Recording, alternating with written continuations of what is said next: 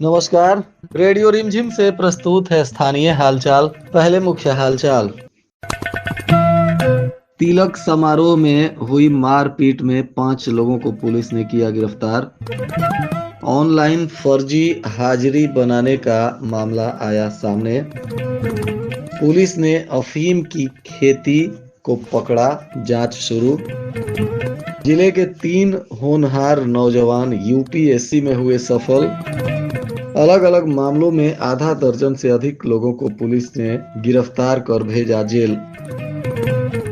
स्थानीय हालचाल के इस अंक के साथ मैं अनिकेत मिश्र। अब हालचाल विस्तार से। कटिया थाना क्षेत्र के रामपुर कला गांव में तिलक समारोह के दौरान कुछ लोगों के द्वारा मारपीट की गई। इस घटना में 4 लोग घायल हो गए, जिनमें एक व्यक्ति की हालत गंभीर बताई जा रही है। गंभीर रूप से घायल व्यक्ति का इलाज गोरखपुर के अस्पताल में आईसीयू में चल रहा है। पीड़ित पक्ष की ओर से 9 नामजद और 20 अज्ञात के विरुद्ध कटिया थाने में प्राथमिकी दर्ज कराई गई है। इस मामले में पीड़ित सूरज पांडे ने थाने में बताया कि उनके भाई का तिलक समारोह था और घर पर आए मेहमानों को चाय नाश्ता भोजन कराया जा रहा था। इसी दौरान रात के 9 बजे गांव के ही रामाशीष यादव, बिजली यादव, सुरेंद्र यादव, नागेंद्र यादव, अंकित यादव सहित कई लोग हरवा हथियार से लैस होकर उनके दरवाजे पर पहुंच गए और गाली गलौज करने लगे। विरोध करने पर मारपीट की गई। आरोप है कि एक व्यक्ति पर फरसा से भी हमला किया गया, जिसमें जयप्रकाश पांडे गंभीर रूप से घायल हैं और उनका इलाज गोरखपुर में चल रहा है। पुलिस ने इस मामले में 5 लोगों को गिरफ्तार किया है और प्राथमिकी दर्ज करने के बाद आवश्यक अनुसंधान कर रही है। बताया जा रहा है कि पुलिस ने जिन 5 लोगों को गिरफ्तार किया है उनमें रामाशीष यादव, विशाल यादव, विकास यादव, राकेश यादव और कृष्णा यादव का नाम शामिल है। इन सभी को आज पूछताछ के बाद न्यायिक हिरासत में भेजा गया, जबकि अन्य आरोपियों की गिरफ्तारी के लिए पुलिस लगातार छापेमारी कर रही है।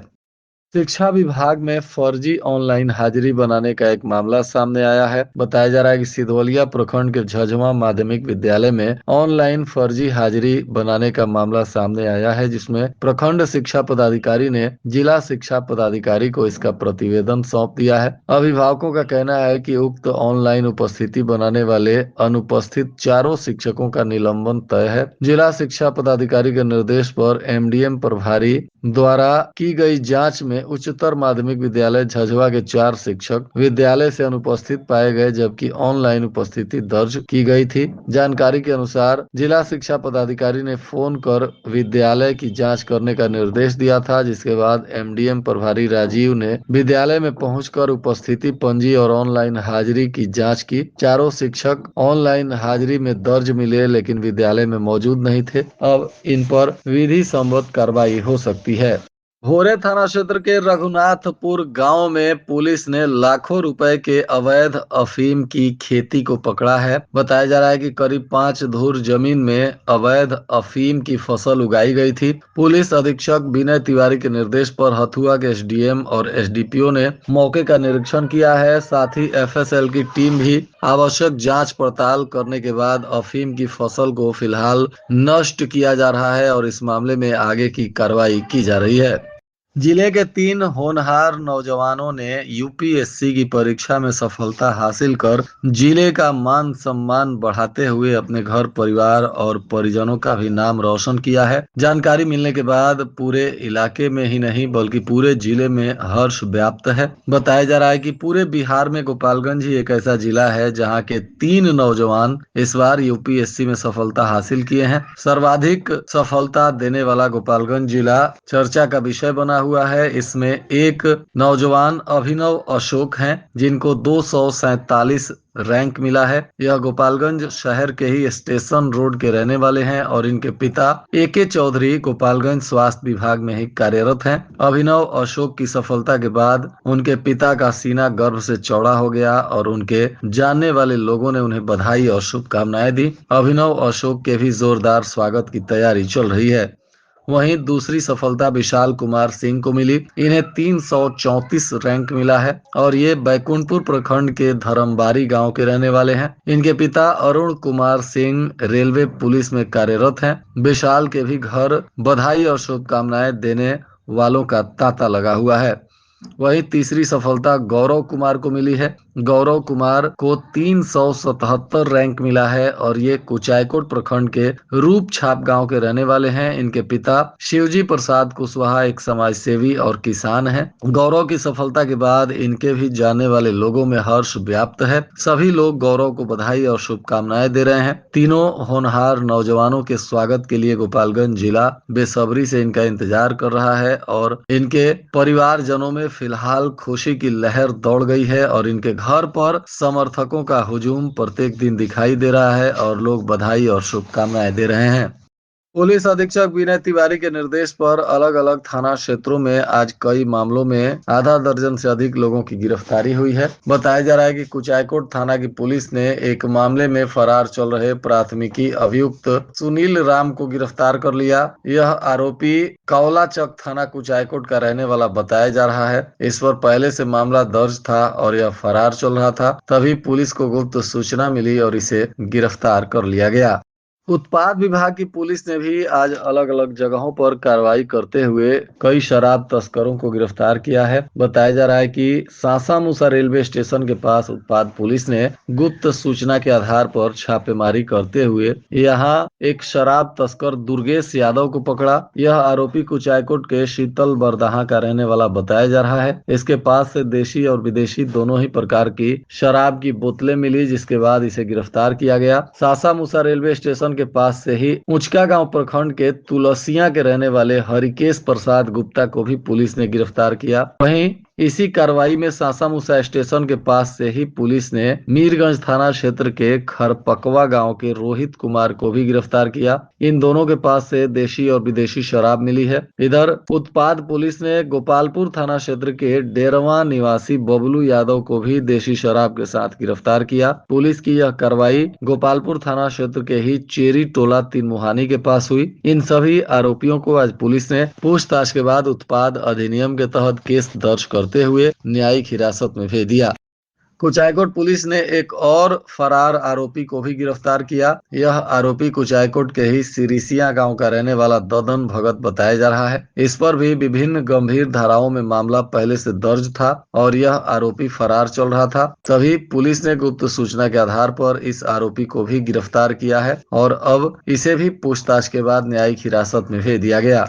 कटिया प्रखंड के मध्य विद्यालय गौरा में सेवानिवृत्त शिक्षक सह डीडीओ रविंद्र पांडे के सम्मान में विदाई सह सम्मान समारोह का आयोजन किया गया। कार्यक्रम में शिक्षकों, जनप्रतिनिधियों और गणमान्य लोगों ने उनके लंबे सेवा काल और शिक्षा के क्षेत्र में दिए गए योगदान को याद करते हुए उन्हें विदाई दी। कार्यक्रम को संबोधित करते हुए बिहार शिक्षा सेवा से सेवानिवृत्त पदाधिकारी रामेश्वर पांडे ने कहा कि रविंद्र पांडे अपने अनुशासन, कर्तव्य निष्ठा और समर्पण भाव के लिए जाने जाते रहे हैं। उन्होंने अपने सेवा काल के दौरान शिक्षा के क्षेत्र में महत्वपूर्ण योगदान दिया और विद्यालय के शैक्षणिक माहौल को सुदृढ़ बनाने में अहम भूमिका निभाई। शिक्षाविद चंद्रशेखर तिवारी ने कहा कि श्री पांडे के मार्गदर्शन में विद्यालय दिन प्रतिदिन नई ऊंचाइयों को छूता रहा और आगे भी अब विद्यालय बच्चों के उज्जवल भविष्य के लिए काम करेगा।